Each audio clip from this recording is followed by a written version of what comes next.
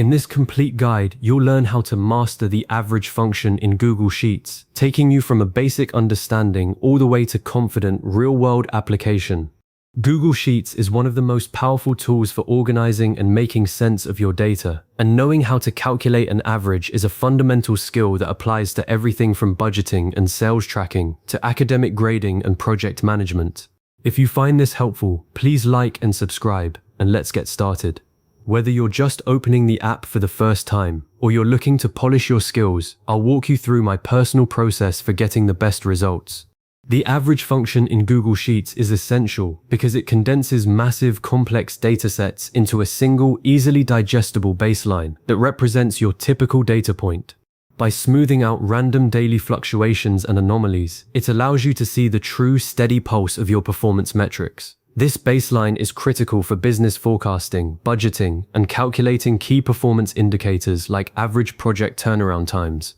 However, because it is highly sensitive to extreme outliers, it is best paired with the median to ensure your data analysis remains accurate and realistic. Let's start with the standard arithmetic mean, which is what most people think of when they hear the word average. The formula is straightforward, and you'll type it directly into the cell where you want the result to appear. You begin by typing an equal sign, which tells Google Sheets you're about to enter a formula, not just plain text. Then you type the word average, followed by an open parenthesis.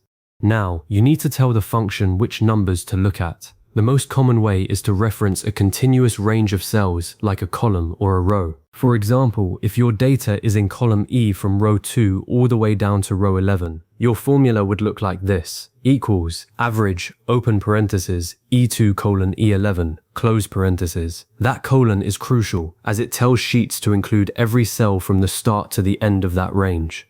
What this does is incredibly useful. It efficiently scans all the numeric values within that block, adds them together, and then divides that sum by the total count of numeric entries. A common pitfall beginners run into here is including empty cells or cells containing text labels. The average function is smart enough to automatically ignore blank cells and text, so you don't have to worry about those messing up your calculation, but it is not smart enough to ignore zero values.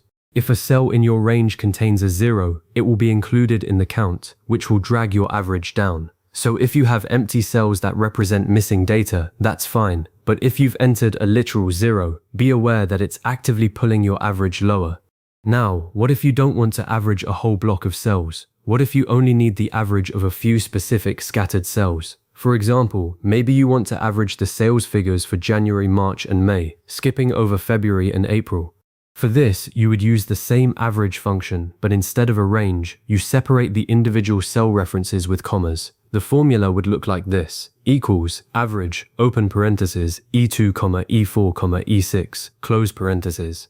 This tells Sheets to consider only those exact 3 cells, ignoring everything else in between. This is incredibly handy when you're working with data that isn't organized into a nice, clean, contiguous block, like when you're pulling specific metrics from a dashboard or comparing results from different quarters that aren't in sequence.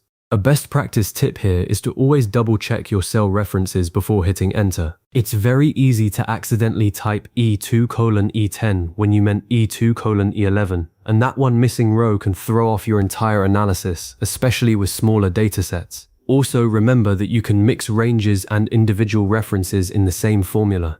You could write equals average, open parenthesis, A1 colon A10, C15, D20 colon D30, close parenthesis. Sheets will combine all those numbers into one single average calculation. This flexibility is what makes the average function so powerful for real-world scenarios where your data isn't always perfectly laid out. If you found any value in today's video, hitting that like button is a small gesture that makes a huge difference in helping others find our content. We're always looking to grow, so please drop a note in the comments, whether it's a specific part you enjoyed or a suggestion on how we can level up our production. We read every single one, and your feedback directly shapes what we build next. To recap, you've now learned how to calculate a standard average in Google Sheets using a continuous range, and you've also learned how to average specific non-contiguous cells by using commas. This simple but powerful function turns a jumble of daily numbers into a single meaningful insight that you can use to make smarter decisions. A great next step is to practice by creating your own simple dataset, maybe a list of your weekly expenses or test scores. Try the range method first, and then try the comma method by skipping a few cells. Once you're comfortable, challenge yourself by combining a range with a few individual cells in the same formula. If you ever need to revisit these steps, feel free to save this video or bookmark it for later. Thanks for sticking with me, and I'll see you in the next one.